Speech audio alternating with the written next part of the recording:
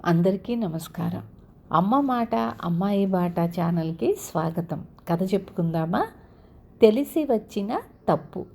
గ్రామంలో వాళ్ళ వీళ్ళ గుడ్డలుతికే వృత్తిమాని రంగయ్య గాడిదలను కొని అమ్మే వ్యాపారంలో పడి సుఖంగా బతికిపోతున్నాడు. ఒక రోజున మోతుబరి రైతు సోమయ్య అతన్ని పిలిచి, ఒరే రంగా, షావుకారు సుబ్బయ్య ఇంటి ఎదురుగా ఉన్న గొడ్ల చావిడి నీకు అద్దె లేకుండా ఇస్తాను, అక్కడ చేరి నీ వ్యాపారం హాయిగా సాగించుకో అన్నాడు. సోమయ్యకు సుబ్బయ్యకు పడదు. ఆ సంగతి తెలిసి ఉండి ఉచితంగా పెద్ద గొడ్ల చావిడి వస్తుందన్న ఆశతో రంగయ్య తన గాడిదల్ని అందులో చేర్చాడు.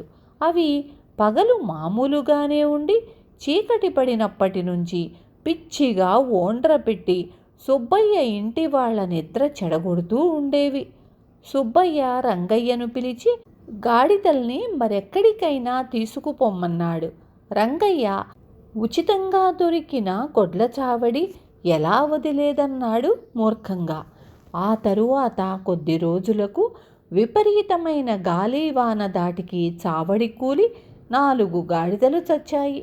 రంగయ్య లబోదిబోమని వాటిని ఊరి వెలుపలకు ఈడ్చేందుకు చందాలకు బయలుదేరి సుబ్బయ్య దగ్గరకు వచ్చాడు. సుబ్బయ్య ఎంతో సానుభూతి కనబరుస్తూ రంగయ్యకు 40 రూపాయలిచ్చాడు.